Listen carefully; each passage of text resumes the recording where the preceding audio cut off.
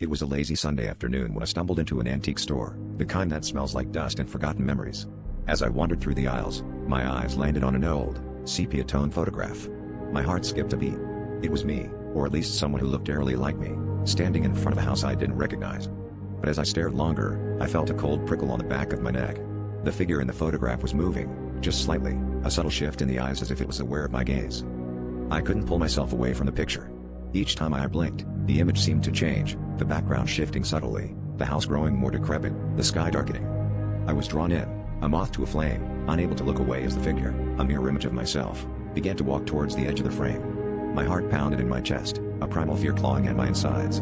I tried to rationalize it, blame it on a trick of the light or my imagination, but deep down, I knew something was wrong. The shopkeeper must have noticed my distress because he approached and asked if I was all right.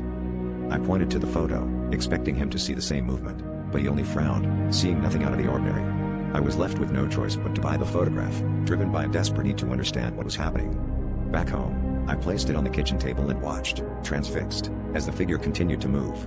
It was no longer a subtle shift but a deliberate, menacing stride. The background now showed a graveyard, and I realized with horror that the figure was heading toward a freshly dug grave. In that moment, my phone buzzed with a notification. It was a message from an unknown number: "Stop watching." My blood ran cold, and I backed away from the photograph, my mind racing. But as I did, the figure in the photograph stopped, turned around, and grinned, a smile that was all too familiar. I knew then that I hadn't found a photograph by chance. It was a warning, a premonition. And whatever was in that grave, it was meant for me.